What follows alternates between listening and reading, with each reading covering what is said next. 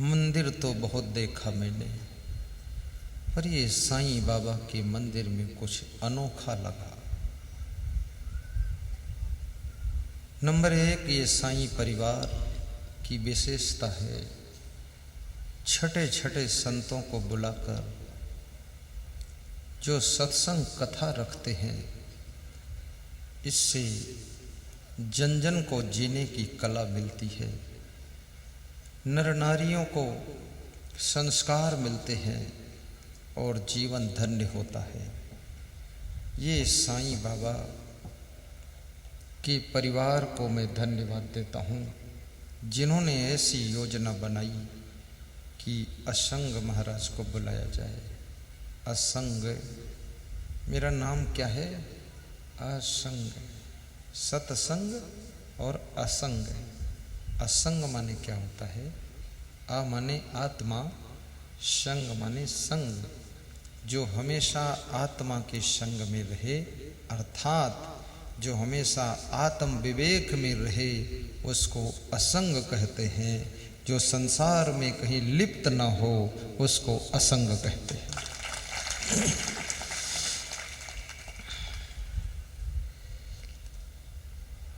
जय सिया राम, जय श्री कृष्ण, जय कबीर, जय क्षमादेव। कोई जय बोलने की इच्छा नहीं है। सबके मन में इच्छा यह है कि तुम प्रवचन सुनाओ, फालतू जय वय मत बोलो। हाँ, लोग सोचते टाइम पास कर रहे हैं। साहेब बंदगी, साहेब बंदगी। सुनाता हूं।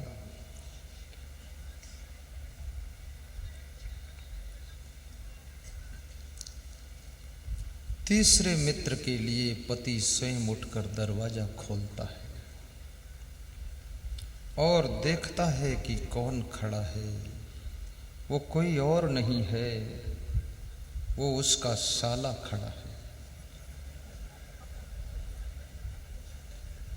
उसको देखते ही कहा, आइए साले साहेब, सब कुशल मंगल तो है ना? और साले साहेब का नाम सुनते ही जो मंदोदरी अंदर रजाई में लेटी थी,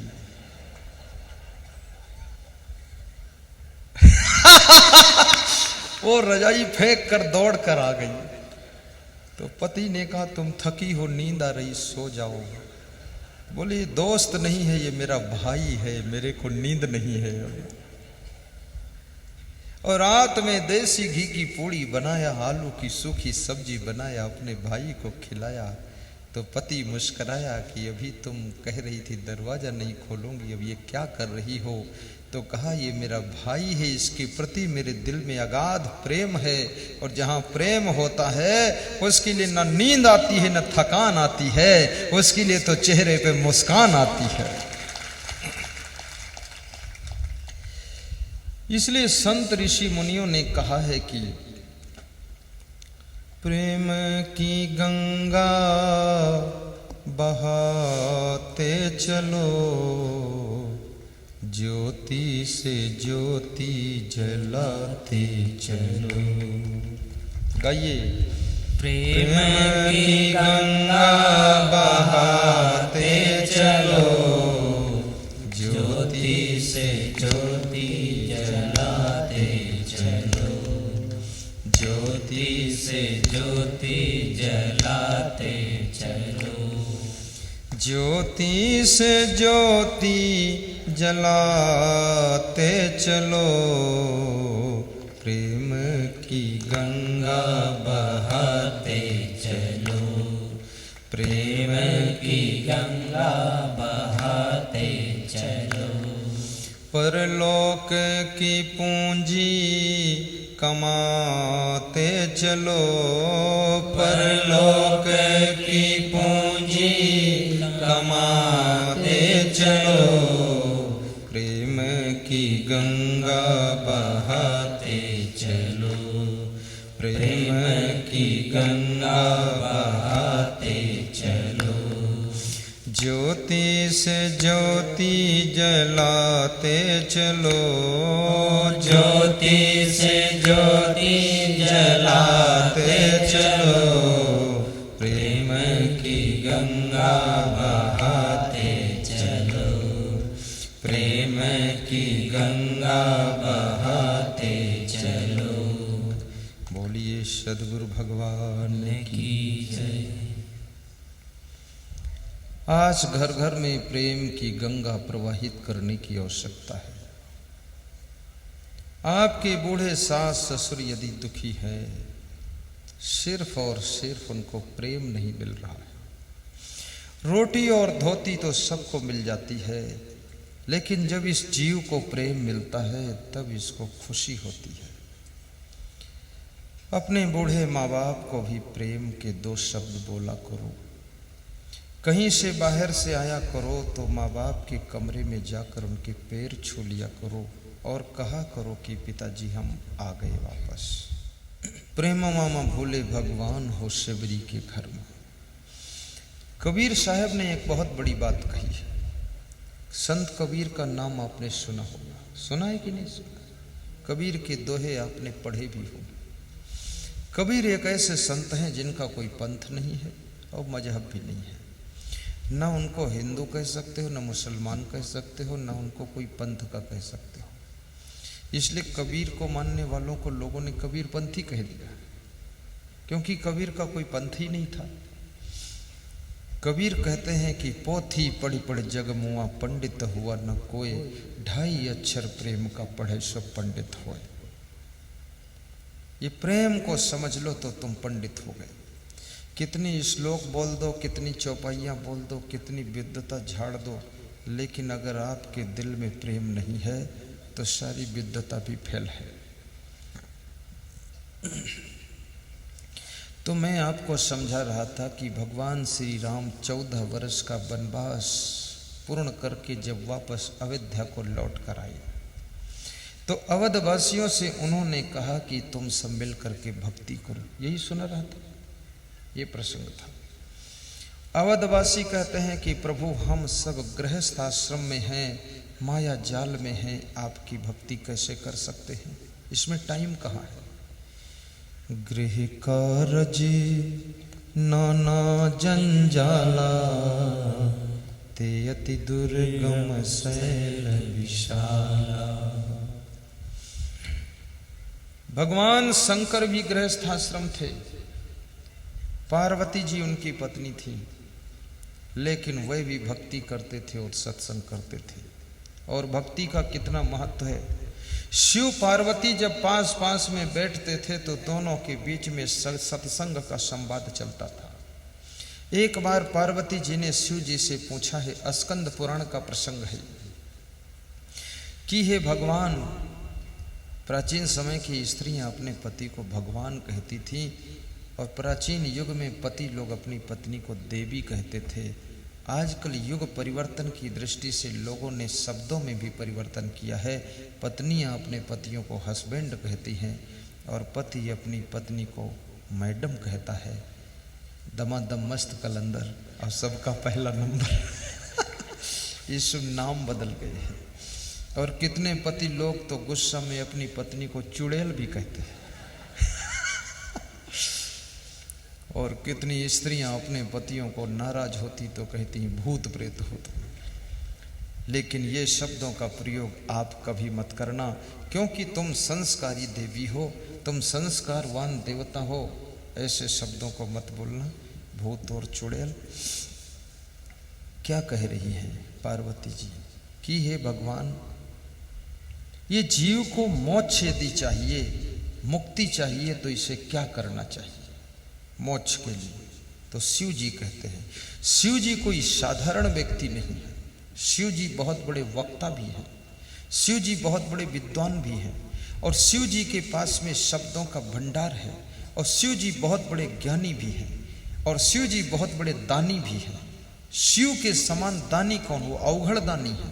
अवघड़ दानी बिना विचार किए दान करे, आजकल के दानी तो बहुत सोच विचार कर दान देते हैं कि दूं कि ना दूं, दूं तो कितना दूं, दूं तो कब दूं, दूं तो क्यों दूं, नहीं दूं तो क्या दूं, और ना दूं तो क्या कर लेंगे, नहीं दूंगा क्या कर लेंगे। इस तरह के लोग दानी हैं। लेकिन शिव जी ऐसा नहीं सोचते थे दान देने में, इसलिए उनको अवघड़ दानी कहा गया, महादानी। ये जो सोने की लंका रावण के पास में थी, ये सोने की लंका शिव भगवान ने बनाई थी, और शिव भगवान ने रावण को दान दे दिया था कि तुम रहो इसमें।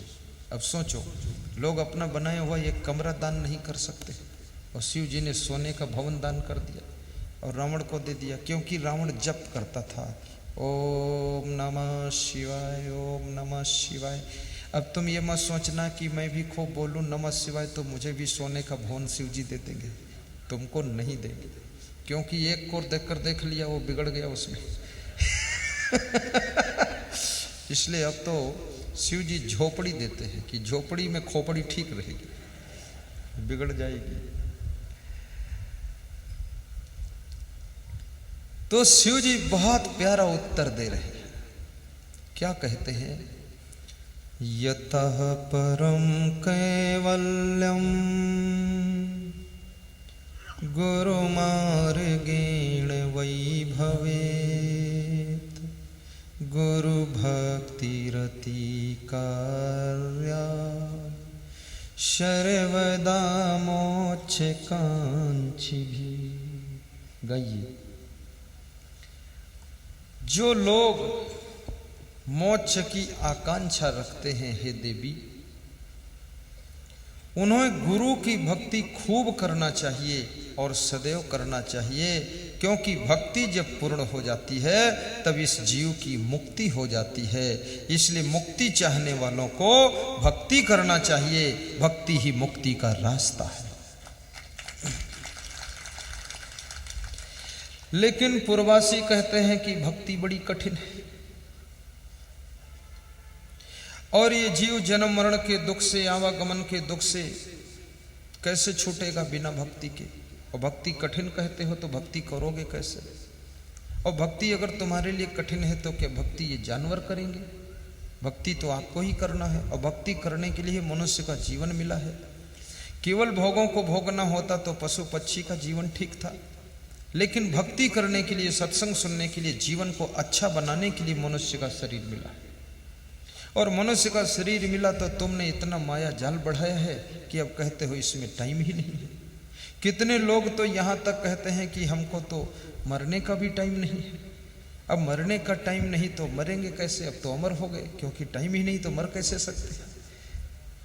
अरे ये फालतू बातें मत करो। तुम्हारे पास बीड़ी पीने का टाइम है, सिगरेट पीने के लिए टाइम है, दारू पीने का टाइम है, ताश खेलने का टाइम है, पुड़िया गुटखा ये सब खाने पीने का टाइम है, घूमने का टाइम है, पिकनिक मनाने का टाइम है, पिक्चर सीरियल देखने का टाइम है, दुनिया भर का लफड़ा करने का टाइम है, जेल में पड़े रहने का टाइम है, हॉस्पिटल में भर्ती होने का टाइम है। तो कहते हो सत्संग और भक्ति करने का टाइम नहीं। क्यों टाइम नहीं? टाइम निकालो तो टाइम है, और ना निकालो तो टाइम नहीं है। और टाइम सबके पास है। जो टाइम नहीं निकालेगा तो वो टाइम जेल में रहकर निकालेगा, हॉस्पिटल में रहकर निकालेगा। टाइम तो कहीं ना कहीं निकालना ही पड़ेगा। इसलिए भक्ति के लिए ही टाइम निकाल लो।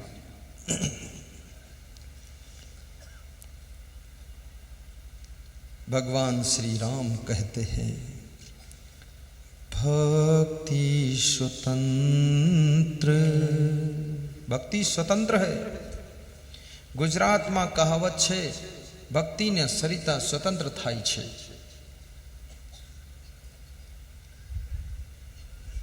भक्ति करवा माटे कोई पड़ सगवड़ नथी। गुजराती में बोलवानुं छे, तारू समझ में न पड़े छे। पढ़ता है? मैं गुजराती भाषा भी बोलता हूँ, और मुझे गुजरात के लोग कह रहे हैं कि तुम गुजराती में प्रवचन करो तो पूरे गुजरात में छा जाओगे। तो मैंने कहा मैं छा जाऊंगा तो बादल कहाँ छाएंगे फिर? तो बोले बादल छा जाते तो बरस देते, तुम भी छा जाना तो ज्ञान बरसा देना बस।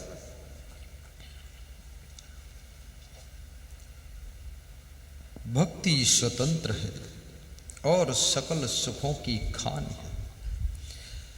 आपके अंदर यदि भक्ति न होती तो शायद इस साईं धाम की धरा पर तुम ना आते।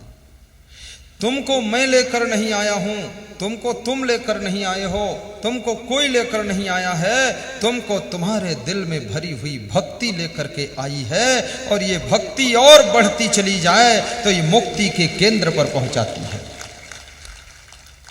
बहुत अच्छा ताली बजाना तुम सीख गए हो। भक्ति स्वतंत्र है और सकल सुखों की खान है। सुख पाना है तो भक्ति के तट पर आना पड़ेगा। और भक्ति है क्या? प्रेम की शुद्ध पराकाष्ठा भक्ति का स्वरूप है। प्रेम जब वासना से प्रभावित हो जाता है तो ये प्रेम मोह ममता की जंजीर बनकर तुमको बांध देता है। और जब प्रेम उपासना से प्रभावित हो जाता है तो ये प्रेम भक्ति में परिवर्तन होकर तुमको मुक्ति प्रदान कर देता है। ये प्रेम की ऊर्जा अगर उपासना से प्रभावित हो गई तो मोक्ष का द्वार खोलती है, अगर वासना से प्रभावित हो गई तो ये बंधन की जंजीर तैयार करती है। इसलिए उपासना की तरफ बढ़ो।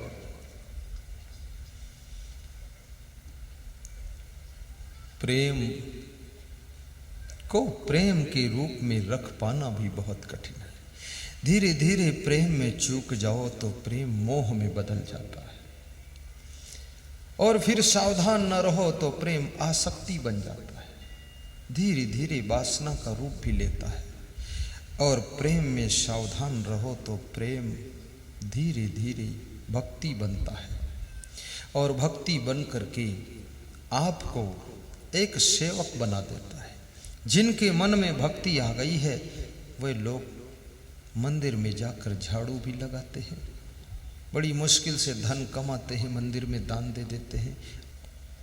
साईं बाबा के मंदिर का दर्शन करते करते आपका घर भी मंदिर का रूप ले ले। तीर्थों में स्नान करते करते आपके कर्म भी तीर्थ के समान पवित्र हो जाए। और सब तीर्थों का राजा सत्संग प्रयागराज है। सत्संग में डुबकी लगाइए, आपके मन वाणी कर्म का मैल धुल जाएगा। शरीर का मैल धोने के लिए तरह तरह के साबुन हैं, लेकिन मन का मैल धोने के लिए केवल भक्ति का साबुन है और सत्संग का जल है, और सद्गुरुदेव ही धोबी हैं जो आपके मन के मैल को धो देते हैं। संत कबीर ने कहा है कि यदि मनुष्य का मन निर्मल हो जाए, कबीर मन निर्मल भया जैसे गंगा नीर, पाछे पाछे हरि फिरे कहत कबीर कबीर। यदि मन निर्मल हो जाए तो हरि को तुम नहीं ढूंढोगे, फिर हरि तुमको ढूंढेगा। जैसे सबरी ने राम को नहीं ढूंढा था, बल्कि राम ने सबरी को ढूंढ लिया था। मन निर्मल तो बनाओ। मन निर्मल की बात तो दूर है, लोगों का खान पान भी निर्मल नहीं है। लोग मुंह से तो भगवान का नाम लेते हैं, लेकिन खान पान गंदा छोड़ते नहीं हैं। जपते रहते हैं कि रामा रामा हरे हरे, और मुर्गी अंडा घरे घरे। ये मुर्गी अंडा खाना बंद करो। ये मछलियां जो जल के अंदर क्रीड़ा करती हैं, इनका आनंद लीजिए, देख लीजिए। इनको जल से निकालते ही ये तड़फने लग जाती हैं। इनको मार कर पका कर खाना बहुत बड़ा पाप है। और ये मछलियां जल की सब गंदगी को खाती हैं। जल में नाक हो, थूक हो, मुर्दा हो, लाश हो, गोबर हो, गंदगी हो, सब मछली खा लेती है। इसलिए मछली जहां होती वहां बदबू बहुत आती है। और ये आदमी कितना हिम्मती है जो इतनी गंदी मछली को खा लेता है। मछली कहती है मुझको भी जीने दो, मैं तुमसे रोटी दाल चावल दूध घी नहीं मांगती हूँ। जल में है इंसान जो तू गंदगी करता है, उस गंदगी को खा करके जीती हूँ, तो भी तू मेरी जिंदगी को लेने के लिए खड़ा है। धिक्कार है तुझे इंसान, इस जल को निर्मल करने के लिए मैं गंदगी खा लेती हूँ, फिर भी तू मुझको खा जाता है। मेरे गुरुदेव बता रहे थे कि भगवान ने पृथ्वी की गंदगी को साफ करने के लिए सूअर बनाया,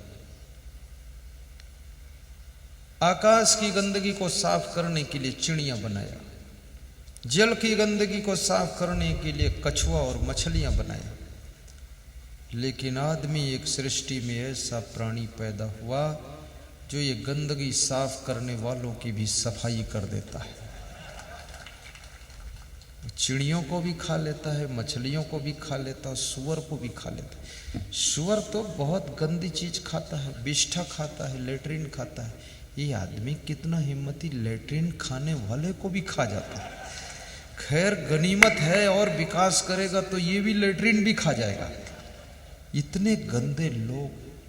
तुम्हारे खाने के लिए रसगुल्ला है, समोसा है, जलेबी है, गुलाब जामुन है, बर्फी है, कलाकंद है, छेना की मिठाई है, और तुम्हारे खाने के लिए रोटी पूड़ी सब्जी दाल बाटी बाफले चूरमा सब कुछ है। लेकिन फिर भी इतनी गंदी चीजों पर कैसे हाथ लगाते हो, कैसे मुंह मारते हो। आज संकल्प ले लेना, अब तक खाया हो तो खाया हो, ऐसे मुझे विश्वास यहाँ कोई नहीं खाया है, फिर भी संकल्प ले लो अब भविष्य में भी नहीं खाएंगे और इसको छोड़ देंगे।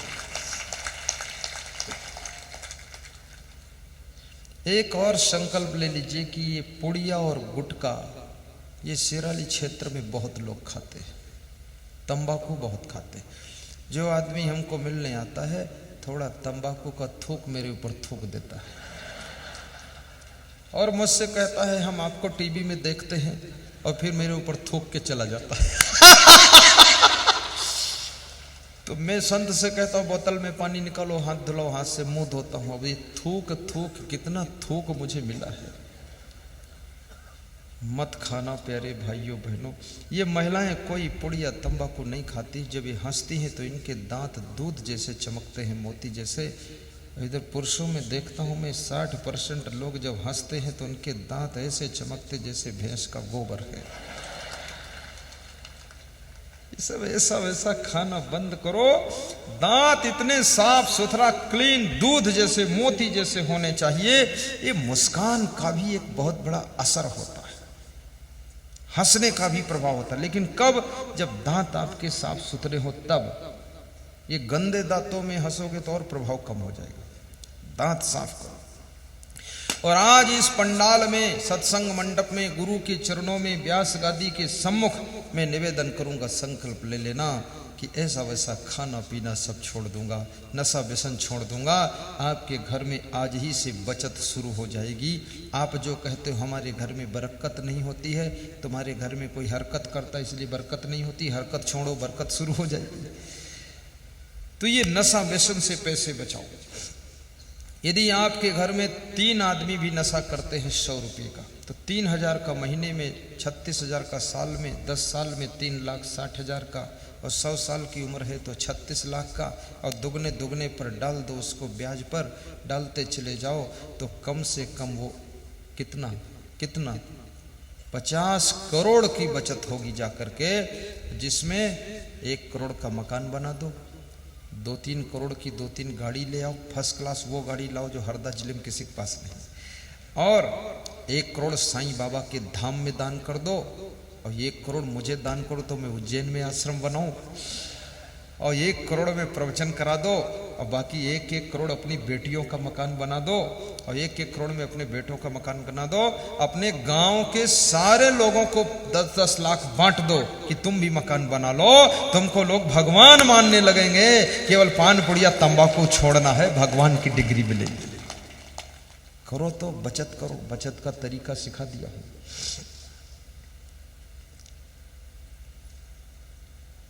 दानी बनो, ज्ञानी बनो, निर्मानी बनो,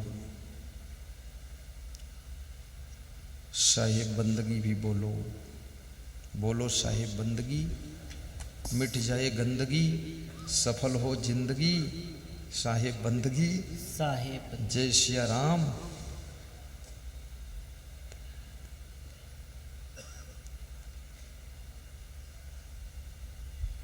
वो गांधी जी एक दोहा गाते थे ना, चौपाई, पतित पावन सीताराम, ईश्वर अल्लाह तेरे नाम, सबको सम्मत दे भगवान। फिर क्या है? ईश्वर अल्लाह तेरे नाम, सबको सम्मत दे भगवान। फिर रघुपति राघव राजा राम, पतित पावन सीताराम। तो ऐसे लोग गाते हैं ना, दो दो अंडा सुबह शाम, रघुपति राघव राजा राम, और पता न पावे सीताराम। चुपके से खाते हैं, मत खाना, बिल्कुल शाकाहारी जीवन, कोई नशा नहीं, और फैशन के नशा में भी मत फंसना, मोबाइल का नशा भी ना आने पाए, जरूरत भर मोबाइल का प्रयोग करना, फिर बंद, काम खत्म। और अभिमान का नशा भी ना ले पाए। तो ये भक्ति सत्संग में मिलती है, और सत्संग संतों से मिलता है। देखो भगवान श्री राम ने यहां पर बड़ी स्पष्ट बात कही है कि प्रथम भगति संतन कर, क्या कहा? संगा। याद दिला दिया करो, भूल जाऊं कहीं। प्रथम भगति संतन कर संगा, दूजे रति मम कथा प्रसंगा। प्रथम भक्ति क्या है? संतों का संग करना। संग कैसे होता है? जैसे मैं संत हूं, तो मेरा संग करने का मतलब ये थोड़े मेरे संग संग स्नान करो, मेरे संग संग घूमो, मेरे संग संग हर समय बैठे रहो, तो मुझे डिस्टर्ब होगा ना। मेरा संग करने का मतलब क्या है? मेरी वाणी सुनो, मेरे आचरण को सीखो, और मेरे अच्छे अच्छे गुणों को धारण करो, और मेरा प्रवचन सुनो। ये मेरा संग करने का अर्थ है। कितने लोग अगर हमारे संग में हैं, लेकिन हमारा गुण, हमारा स्वभाव, हमारा आचरण एक भी नहीं सीखा, तो संग में रहते हुए भी संग में नहीं है। लेकिन दूर हैं लोग, टीवी में प्रवचन सुना है, और वहां से भी अगर मेरे गुण आचरण को सीख लिया है, और मेरे प्रवचन ज्ञान को सीख करके बुराइयां छोड़ दिया है, तो समझ लो वो मेरे संग है। प्रथम भगति संतन कर संगा, दूजे रति मम कथा प्रसंगा। भक्ति स्वतंत्र सकल सुख खानी, बिनु सतसंग न पावहि प्राणी। भक्ति स्वतंत्र है, सकल सुखों की खानी है, लेकिन बिना सत्संग के ये मिलती नहीं। आज यहाँ इतना बड़ा सत्संग इसीलिए रखा गया है कि आपको भक्ति मिल जाए, और यदि भक्ति मिल गई तो फिर आपका मन सुख के सागर में डूब जाएगा। भक्ति बहुत बड़ी चीज है। इसके बारे में संत कबीर ने एक दोहा कहा है कि अरब खरब लो द्रव्य हो, उदय अस्त लो राज। भक्ति महात्म ना तुले, ये सब कौने का। मनुष्य के पास में अरबों खरबों धन हो जाए, सूर्योदय से लेकर के सूर्यास्त तक उसका लंबा राज्य हो जाए, और इस धन और राज्य को तराजू के एक पलड़े पर रख दिया जाए, और भक्ति को दूसरे पलड़े पर रखा जाए, और डांडी पकड़कर उठा दिया जाए तो भक्ति का पलड़ा वजन हो जाएगा, धन और राज्य का पलड़ा हल्का हो जाएगा। याद रखना, दुर्योधन के पास में राज्य है और धन है लेकिन भक्ति नहीं है। विदुर जी के पास में भक्ति है पर धन और राज्य नहीं है।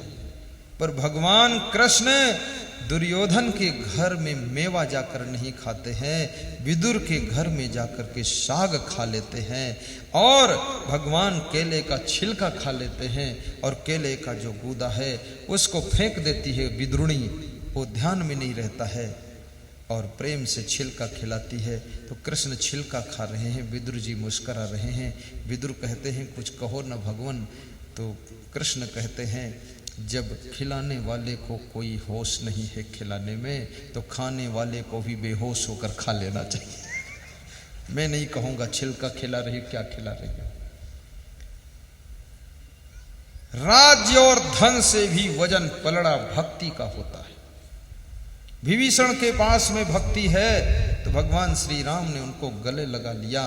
रावण के पास में भक्ति नहीं है, गुरु के प्रति निष्ठा नहीं है तो रावण को परलोक पहुंचा दिया। याद रखना, राम और रावण में अंतर क्या है?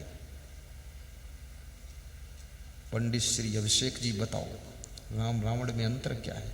यही अंतर है, जंतर मंतर तंत्र इतना है अंतर कि रावण के 10 शीश राम के 1 शीश। ये अंतर, ये तो बाहरी अंतर। अंदरूनी अंतर क्या है वो मैं बताता हूं। अंदरूनी अंतर ये है कि राम भी शिव के भक्त हैं और रावण भी शिव का भक्त है, ये सेम है। राम गुरु भक्त भी हैं, रावण गुरु भक्त नहीं है। राम सत्संगी हैं, रावण सत्संगी नहीं है। राम प्रेमी है, रावण प्रेमी नहीं है।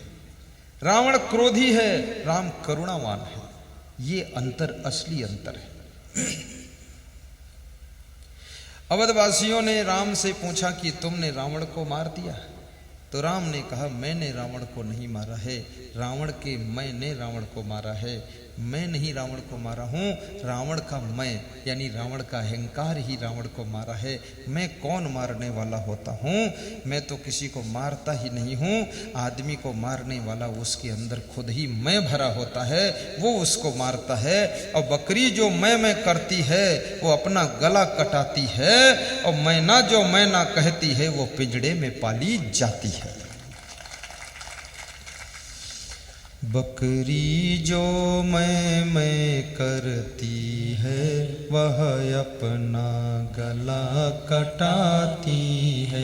बकरी जो मैं करती है वह अपना गला कटाती है।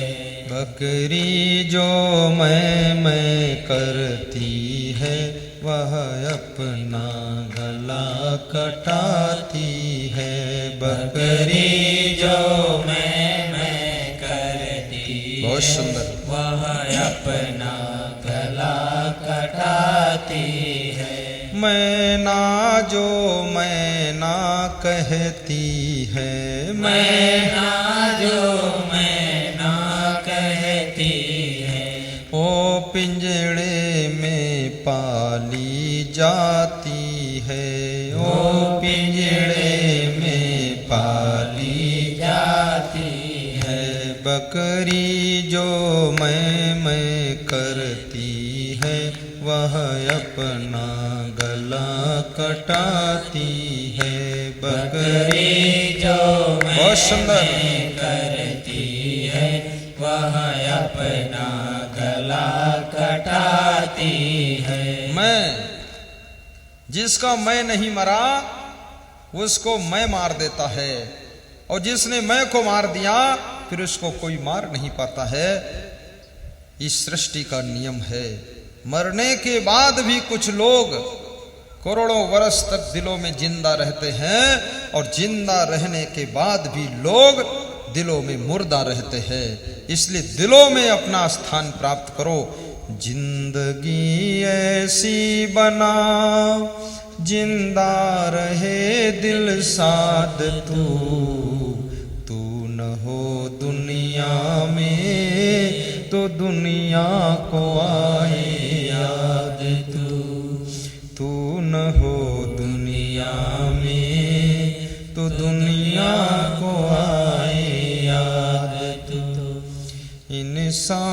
की खुशबू रहती है, इंसान बदलते रहते हैं।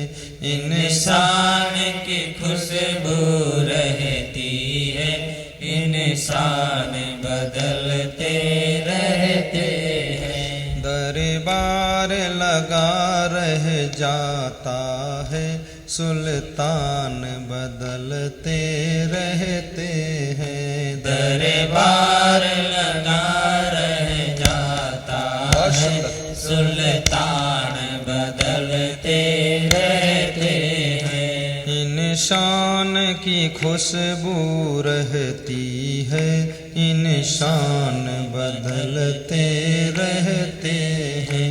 इंसान की खुशबू रहती है, इंसान बदलते रहते हैं। बोलिए सद्गुरु भगवान की जय। आप संसार छोड़कर जाओ तो भी आपकी सुगंध इस संसार में रहे। जैसे 27 तारीख को मैं 8:30 बजे जिनवानिया गांव से विदा हो जाऊंगा, लेकिन बात को यहां तुम चर्चा करोगे। एक संत आए थे, चले गए, अब कब आएंगे? क्या लोगों के मन में ऐसी इच्छा है कि दोबारा फिर आना हमारी शिराली में? इच्छा है? जिनकी इच्छा है, साईं परिवार ताली बजा रहा है, बाकी लोग हाथ उठा रहे हैं। ताली बजाओ ना।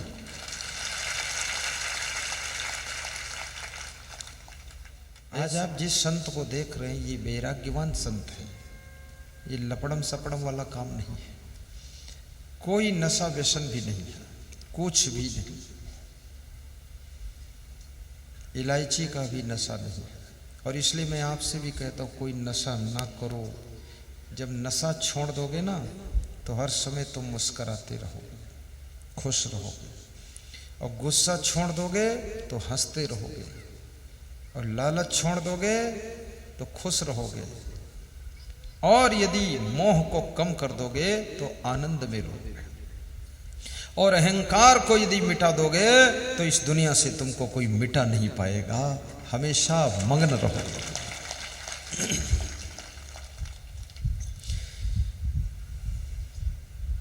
जय हो, जय हो, जय हो। तो भगवान श्री राम पूर्ववासियों को समझा रहे हैं कि सत्संग से भक्ति मिलती है और भक्ति से सुंदर स्वभाव बनता है।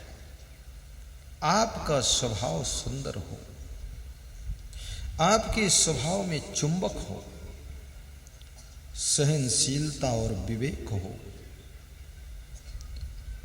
स्वभाव इतना प्रभावशाली बनाइए।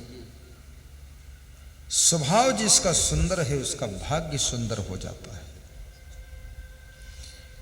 और जिस लक्ष्य को लेकर के जी रहे हो, उस लक्ष्य की सफलता के लिए आलस्य और लापरवाही का त्याग कीजिए। विद्यार्थियों को अपने विद्या अध्ययन में पूरा डूब जाना चाहिए। यत्र तत्र मन को चंचल नहीं करना चाहिए। राजनीति में सेवा करने वाले लोगों को जन जन से संपर्क बनाए रखना चाहिए और जनता की तकलीफों को सुनना चाहिए। बिजनेस करने वालों को सतत सावधान रहना चाहिए और दुकान पर ऐसे बैठो जैसे खिला हुआ गुलाब का फूल बैठा है, प्रसन्न चित्त बैठो। और दुकान जब बंद करो शाम को, तो दुकान से शरीर को बाहर निकालो, लेकिन अपने मन को भी बाहर खींच लो। उसकी टेंशन फिर मत करो।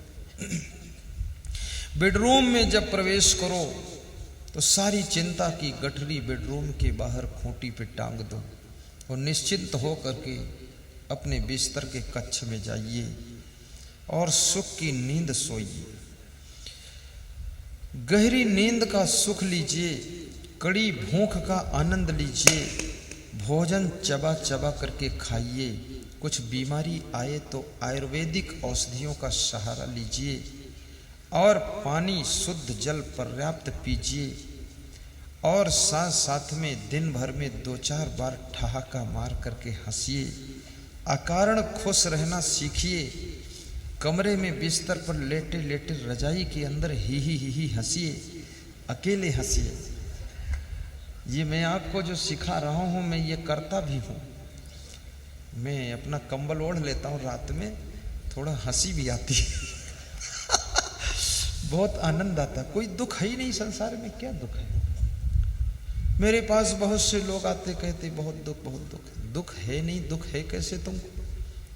दुख को सुख में बदलने की कला भी सीखिए। जो है उसमें अपने आप को एडजस्ट करना सीखिए।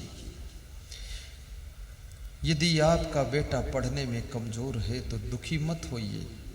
आप ये विचार कीजिए कि पढ़ने में कमजोर है, फेल हो जाता है, कोई बात नहीं, कम से कम मेरे बेटा तो है। पढ़ने में कमजोर तो थॉमस अल्वा एडिसन भी था, जिसने 2500 विज्ञान की रिसर्च किए थे। ये माइक, ये कैमरा, ये लाइट, ये बल्ब, ये सब उसका रिसर्च है जो पढ़ने में फेल होता था।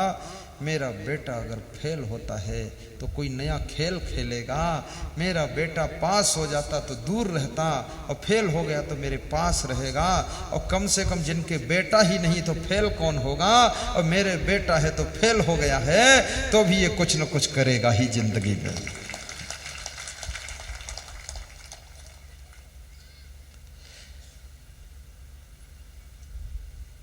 विचार करना सीखो। समस्याओं को लंबा मत खींचो। उलझने घेर लें सब तरफ से तुम्हें, हौसले से उन्हें आप सुलझाइए। जहां जननी मां को भी मां माना, जिस देशवासियों ने गौ मां को भी मां माना, धरती को भी मां माना, अपने देश को भी भारत माता माना, उस देश का नाम भारत देश है। इस देश के लोगों का दिल कितना उदार है। अपनी मां की तो सेवा करते भी हैं लेकिन गौ माता की भी सेवा करते हैं। और गौ माता की सेवा से बहुत बड़ा पुण्य होता है। ये इतना बड़ा पुण्य होता है कि आपके कर्म और भाग्य को भी बदल देता है। राजस्थान में कोटा शहर है, वहां के भक्त हमारे CID विभाग में सर्विस करते ओम प्रकाश जांगिड़, ज्योतिषी ने उनका हाथ देखा, रेखा देखा, बताया कि तुम्हारा एक्सीडेंट 7 दिन में होगा। उन्होंने कहा होगा तो होगा, कोई बात नहीं, होने दो। थोड़ा मन में तो चिंता हुई।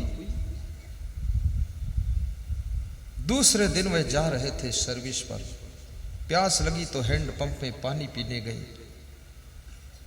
और पानी पी करके उठकर खड़े हुए तो देखा कि 50 गायें दौड़ती हुई हैंडपंप की ओर आ रही हैं। तो उन्होंने पूछा लोगों से, ये गायें दौड़कर क्यों आ रही हैं? तो लोगों ने बताया कि हैंडपंप के पास में गड्ढा है, गड्ढा में थोड़ा पानी भरा है और ये गायें प्यासी हैं तो दौड़कर इसलिए आ रही। जो गाय पहले पहुंच जाएगी वो पानी पी लेगी, क्योंकि गड्ढे में थोड़ा पानी है, बाकी गायें प्यासी रह जाएंगी, इसलिए दौड़ लगी, ओढ़ लगी। तो वो CID अफसर ओम प्रकाश जांगड़ ने क्या किया, हैंडपंप का हत्था पकड़ा और चलाना शुरू किया। बोला 3 घंटे हैंडपंप में चलाता रहा और गायें पानी पीती रहीं और सब गायों को पानी पिलाकर फिर पसीना पोंछकर पानी पीकर मैं वहां से चला। और कोटा पहुंचते पहुंचते मेरा एक्सीडेंट हो गया, हाथ में थोड़ा चोट आई, हॉस्पिटल पहुंच गया, होश आया, फिर मैं घर आया और ठीक हो गया। फिर ज्योतिषी मिला, उसने पूछा एक्सीडेंट हुआ? तुम मरे नहीं? बोले मरे नहीं, थोड़ी चोट आई। तो बोले मरे क्यों नहीं, तुम्हारे तो हाथ पांव सब टूट जाना चाहिए था, इस बीच में कोई पुण्य तुमने किया? बोले और तो कुछ नहीं किया, केवल गौ माता को हैंडपंप चला चला कर पानी पिलाया हूं। तो ज्योतिषी ने कहा गौ माता की सेवा के पुण्य से ही तुम्हारी सुरक्षा हुई है। याद रखना मेरे भाइयों बहनों, गौ माता की सेवा भी करना। गौ माता को तुम घास खिलाते हो, दूध तुमको पिलाती है, गौ माता की रक्षा भी करो और गौ माता को अपने घर में पालो भी। और जहाँ गौशालाएं चलती हैं वहाँ पर अपना सहयोग भी प्रदान करो, क्योंकि गौशाला को सहयोग करने से अपना घर जो है संस्कारशाला बन जाता है, स्वर्गशाला बन जाता है, अपना घर धन्य हो जाता है। इसलिए गौशाला में सेवा भी करना चाहिए। आप सबका जीवन मंगलमय हो, आपकी भक्ति विकसित हो, आपका कल्याण हो, क्योंकि संत की सेवा से ही भगवान खुश होता है। गौ माता की सेवा से प्रभु खुश होते हैं। माता पिता दादा दादी के चरण छूने से भगवान को नमस्कार स्वीकार हो जाता है। और याद रखना, अपने घर में भजन गाने से घर ही मंदिर का प्रभाव ले आता है। और साहेब बंदगी का अर्थ होता है, साहेब माने श्रेष्ठ और बंदगी माने प्रणाम। दिव्य आत्माओं को प्रणाम करने का शब्द साहेब बंदगी है। और 3 बार साहेब बंदगी करने से 3 तापों से छुटकारा मिलता है। इसलिए 3 बार भाव श्रद्धा से साहेब बंदगी करना चाहिए। अंजलि बांधकर साहेब बंदगी करने से, हे गुरुदेव, जैसे मैं आपको 10 अंगुलियां जोड़कर साहेब बंदगी करता हूं, प्रणाम करता हूं, आप ऐसी मुझे शक्ति देना कि मेरी 10 इंद्रियां मेरे बस में हो जाएं। और मैं सिर झुकाकर आपको प्रणाम करता हूं कि मेरा अभिमान आपके चरणों में अर्पित है। मुझे अभिमान से मुक्त बना देना, सद्बुद्धि देना, ज्ञान देना, भक्ति देना, मुक्ति देना, हमारा कल्याण करना। इसलिए हम साहेब बंदगी इस तरह से करते हैं। जय सिया राम का अर्थ ये होता है कि हमारे घर की महिलाओं को सिया जैसा सुंदर स्वभाव का बना देना और राम जैसा मुझको भी स्वभाव दे देना। हमारे घर में जितने लोग हैं सब जय सिया राम हो जाएं, ताकि हमारे घर में दुख ना हो, संकट ना हो, पीड़ा ना हो। और जय श्री राम का अर्थ क्या है कि हे गुरुदेव, श्री राम भगवान जैसी वीरता और साहस भी देना। कहीं संकट पड़े तो हमारी हिम्मत टूटने न पाए, जय श्री राम बोल करके संघर्ष को हम पार कर सकें, ऐसी हिम्मत और शक्ति भी देना। और जय श्री कृष्ण, जय श्री कृष्ण क्यों बोलते हैं? जय श्री कृष्ण इसलिए बोलते हैं, कृष्ण का मतलब होता कर्षण, कर्षण का मतलब आकर्षण, आकर्षण का मतलब अट्रैक्शन, अट्रैक्शन का मतलब होता है कि किसी को खींचने की शक्ति। जैसे कृष्ण भगवान अच्छे अच्छे गुणों को खींचकर अपने अंदर एकत्र करके भगवान बन गए, ऐसे ही गुरुदेव मेरे अंदर भी ऐसी चुंबक पैदा कर देना, ऐसी खींचने की शक्ति पैदा कर देना, ऐसा आकर्षण पैदा कर देना कि मैं इस दुनिया की अच्छाइयों को खींचकर अपने अंदर भर लूं और मेरा जीवन भी धन्य हो जाए। इसलिए हम जय श्री कृष्ण बोलते हैं। मोहम्मद नाम क्यों पड़ा? मोहम्मद साहब, साहेब माने श्रेष्ठ होता। मोहम्मद का अर्थ होता है जिसने मोह और मद को जीत लिया, वही मोहम्मद कहा जाता है। जिसके पास अब किसी के प्रति मोह नहीं है और किसी के लिए अब मद घमंड नहीं है, वो मोहम्मद होता है। और मोहन उसे कहते हैं जो मोह नहीं रखता, वो मोहन है। भगवान कृष्ण गोकुल से जब मथुरा आए, दोबारा लौट कर नहीं गए गोकुल में। मोह बिल्कुल नहीं था। राधा जी ने चलते समय तिलक लगा दिया कि जाओ कृष्ण, जिस कार्य के लिए तुम्हारा अवतार हुआ है उस कार्य को करो, इस गोकुल वासियों के मोह में न पड़ो। आप तो मोहन हो, आपको मोह नहीं है, इसीलिए मोहन हो। जाइए। कृष्ण भगवान मथुरा पहुँचते हैं। कंस का काम तमाम करने के पश्चात महाराजा उग्रसेन की हथकड़ी बेड़ी खोलते हैं। उग्रसेन कहते हैं कि कृष्ण, इस मथुरा को तुमने जीता है, इस मथुरा का राज और ताज तुम्हारा है। कृष्ण ने कहा, नहीं नाना श्री, ये मथुरा मैंने नहीं जीता है, इस मथुरा को हमने राक्षस से मुक्त किया है और इस मथुरा के सिंहासन पर उग्रसेन ही शोभा देंगे। आपके सिर पर मैं ताज रख देता हूँ, आप इस मथुरा नगरी को संचालित करो। मेरा यहाँ का कार्य समाप्त हो चुका है, अब मैं आगे प्रस्थान करता हूँ। भगवान श्री कृष्ण के अंदर बिल्कुल लोभ नहीं है, लालच नहीं है कि मैंने कंस को मारा है तो मथुरा में अपने भाई बलराम को बिठा दूं, यहाँ का शासन कर लें। बिल्कुल लालच नहीं है। जिसके अंदर लालच मर जाता है, जो क्रोध को जीत लेता है, जो अभिमान के खंड खंड कर देता है, वही भगवान बन जाता है, भगवान बन जाता है। भगवान श्री राम को भी देखिए, भगवान श्री राम ने बाली का वध किया, अंगद को युवराज बनाया और सुग्रीव को राज तिलक करके राजा बना दिया। मन में इच्छा ये नहीं हुई कि लक्ष्मण को राज तिलक कर दूं, यहाँ का शासन लक्ष्मण संभाल ले, लालच नहीं आया। रावण का वध किया, कुंभकर्ण का वध किया, विभीषण को तिलक किया, तिलक चंदन वहां था नहीं तो समुद्र तट की रेत उठाकर मस्तक में लगा दी, कहा फॉर्मेलिटी करना है, आप जाइए शासन कीजिए। विभीषण ने कहा प्रभु जरा लंका में चरण रखिए। बोले चरण रखने की जरूरत नहीं है, जिस लंका को लेना ही नहीं तो देखने की जरूरत ही नहीं है। और जिस लंका में तुम्हारा भाई रहता था रावण, वो मर चुका है तो उसी का भाई ही शासन करेगा, मैं तो वहां जाना भी नहीं चाहता हूं। याद रखना भगवान का पद वही प्राप्त करता है जिसके अंदर त्याग होता है। ये छोटी छोटी चीजों पर लालच करने वाले लोग, ये भगवान तो भगवान है, इंसान का पद भी नहीं प्राप्त कर सकते हैं। इसलिए किसी का सामान कभी मत चुराइए, क्योंकि तुम ऐसे देश में जन्म ले चुके हो जहां पर राम जैसे भगवान, कृष्ण जैसे भगवान, कबीर जैसे महान संत, तुलसी जैसे रामायण के लेखक पैदा हुए हैं, जहां पर अनेक ऋषि मुनि साधु संतों की वाणी गूंजती है, उस धरा पर तुम्हारा जन्म हुआ है। कृपा करके आप कम से कम राम न बन सको लेकिन राम के भक्त बन जाओ, कबीर न बन सको पर कबीर की वाणी पर चलकर दिखाओ, तो आपका जीवन मंगलमय होगा, आपके घर में शांति होगी।